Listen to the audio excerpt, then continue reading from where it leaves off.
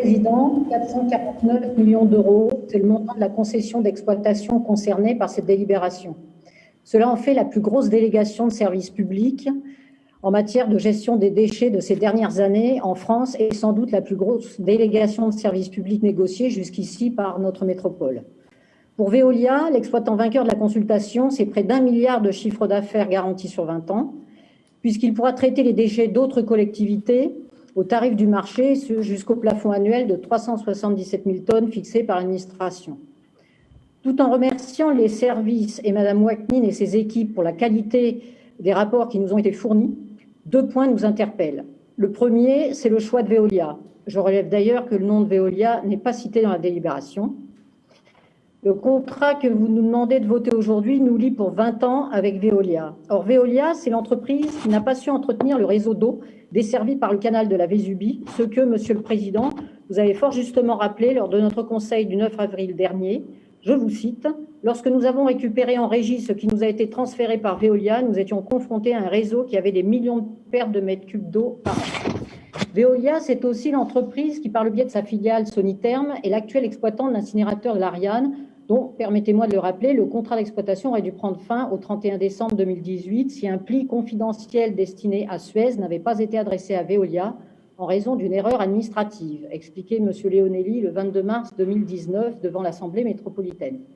Or, depuis le 31 décembre 2018, la préfecture a à 2 reprises mis en demeure l'exploitant, le 15 octobre 2019 et le 11 février 2021, pour non-respect du Code de l'environnement. Le moins que l'on puisse dire, c'est que le passif de Veolia avec notre métropole n'est pas des plus anodins.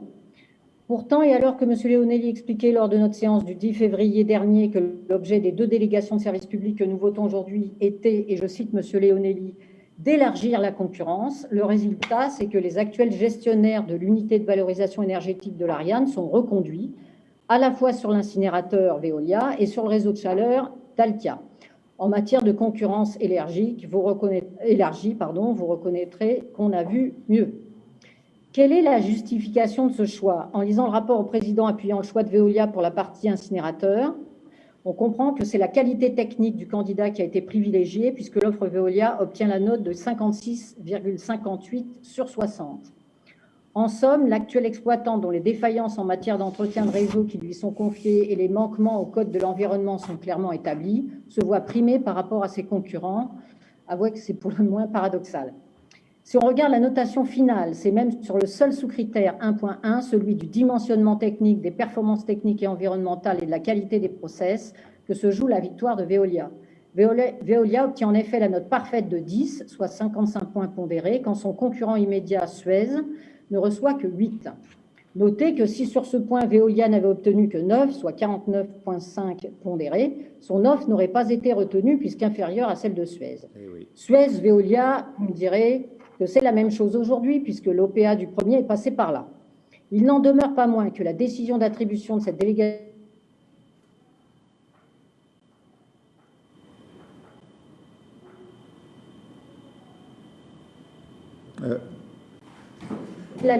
on dit d'un jury de gymnastique ou de boxe aux Jeux Olympiques, mais dès lors que les concurrents sont au courant des règles, le verdict du jury est souverain, soit.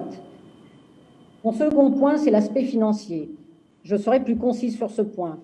L'offre retenue, celle de Veolia, se monte à 449 millions d'euros sur 20 ans, quand celle de Suez, son concurrent immédiat, est de 387,5 millions, soit 61,5 millions d'écart. Le choix inhabituel pour notre collectivité du mieux-disant technique, celui qui nous a laissé un réseau d'eau percé de toutes parts, Monsieur le Président, nous coûte donc 61,5 millions d'euros, soit 3 millions d'euros par an. 3 millions d'euros, cela permettrait, au choix, d'installer 120 points d'apport volontaire enterrés par an, de construire une nouvelle déchetterie par an ou de rénover en profondeur l'ensemble des 13 déchetteries actuelles en 4 ans, d'engager un vrai programme de conversion à l'hydrogène de la centaine de camions-bennes de la métropole, ce qui réduirait à 0 les émissions de CO2 de la collecte sur l'ensemble du territoire métropolitain. Voici, Monsieur le Président, ce que le choix de Veolia nous coûte, une opportunité concrète de faire un grand pas vers une gestion des déchets plus verte et plus moderne. Avant de conclure, je voudrais rappeler que les foyers de la métropole produisent près de 330 kg d'ordures ménagères par an, soit 100 de plus que des foyers lillois ou nantais, et qu'il faudra bien un jour affronter avec courage la question de la réduction des déchets domestiques. Monsieur le Président, parce que vous nous proposez aujourd'hui, c'est de donner à Veolia non seulement un quitus pour sa gestion de l'incinérateur de l'Ariane depuis 1978, mais aussi de lui renouveler sa concession pour les 20 années à venir, et en plus de lui faire cadeau de 3 millions d'euros par an, qui serait bien mieux employé en finançant par exemple la rénovation et l'extension du réseau des déchetteries métropolitaines, que le groupe Une autre voie pour la métropole ne vous suivra pas et s'abstiendra sur l'ensemble des délibérations concernées. Je vous remercie.